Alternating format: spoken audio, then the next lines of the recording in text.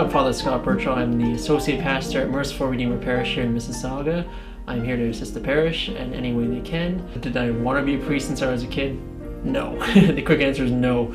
I remember one day was working at Loblaw. I was just pushing shopping carts. That's what my job was. I remember it was a beautiful spring day, and this urge hit me saying, I want to be a priest. It kind of took me off guard. I'm like, okay, where did that come from? And I did what most students would do at that time. I ran away from that feeling.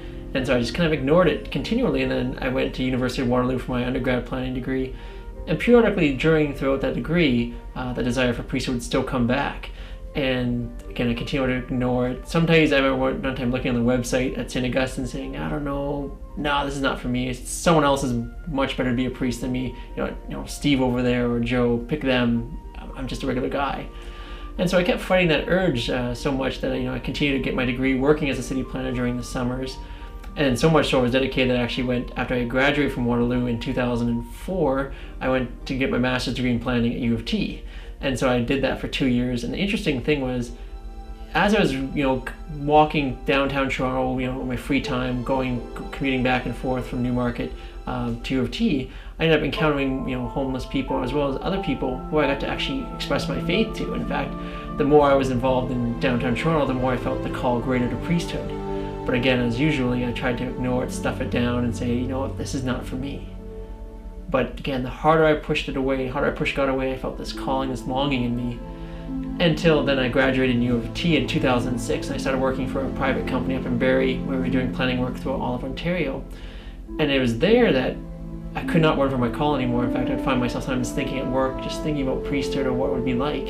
The more that I was getting involved, helping to live my faith, becoming a lector at church too, I just found this great sense of peace, this great sense of happiness. And it was almost like I wanted to spend more time at church. In fact, my parents were even saying, you're spending more time at church than you are at home or even at work. And I find it very exciting because I'm like, this is where I think God is calling me to be. This is this peace I'm finding by living my faith, by being at church, by helping to spread the gospel values. And that's where I found that peace that I was looking for. So I think it was gradualness, but it was really, really quite powerful over time.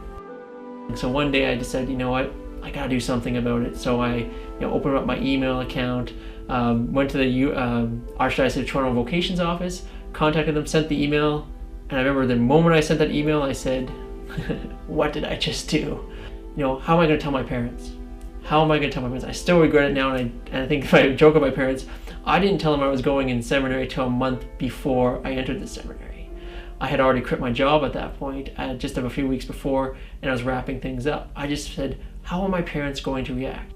At first, because sadly, because of all the, the problems that we hear about the news about the faith, and sometimes, for example, we may not have had the best examples in the past. My parents are like, are you sure you want to get involved with this? Will you be happy? Will you be lonely? Can you do another thing? Can you maybe just get involved in the church another way? Just because they always want the best for their sons or their daughters, if religious life, either way. But my parents were saying, are you sure? Okay, as long as you are knowing what you're doing, we'll be there to support you. And I think the great part about that was the more I entered in the seminary, the more my parents got to meet great and vibrant priests in this archdiocese. And these priests really helped to change their attitude about the priesthood. They saw that there was a lot of joy in it. There was a lot of happiness. And they're very, very good fellowship, fraternity amongst priests. And that really helped to encourage my parents so much so that it changed their view. And so now they were happy to say, we see this in you, we see this great joy in you, and we're excited for you now. Many people don't realize that the sermon process is just listening to the Lord's calling. It's just saying, okay, Lord, I think you might be calling me to priesthood or religious life, and I'm going to listen to that, and I'll see where you direct me. Maybe you direct me towards priesthood, religious life. Maybe you direct me to marriage. Maybe you direct me to single life. But the key is that we're just opening ourselves to say, God, what are you calling me to do? And I just allowed God's graces, and eventually I entered the seminary in 2008. I was ordained just in 2014, and Merciful Redeemer here is my first posting. Being able to see people's changes in their life from what faith can do is quite rewarding.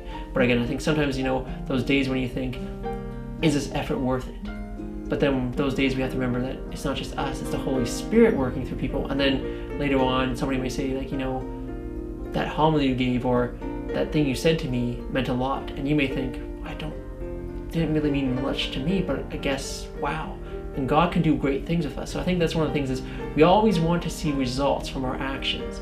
But in a priesthood, you may never see all the results. Because, for example, you may only be here for 3 years, for 6 years, and you may never see the full fruits of that. Or you may only encounter somebody for a weekend, and then they may go away, but they may never tell you how you change your life. We never know when God will call us in our lives, great things, small things, even the daily works. But when we open ourselves to the working of God's grace daily, we'll be profoundly amazed at what God can do with us.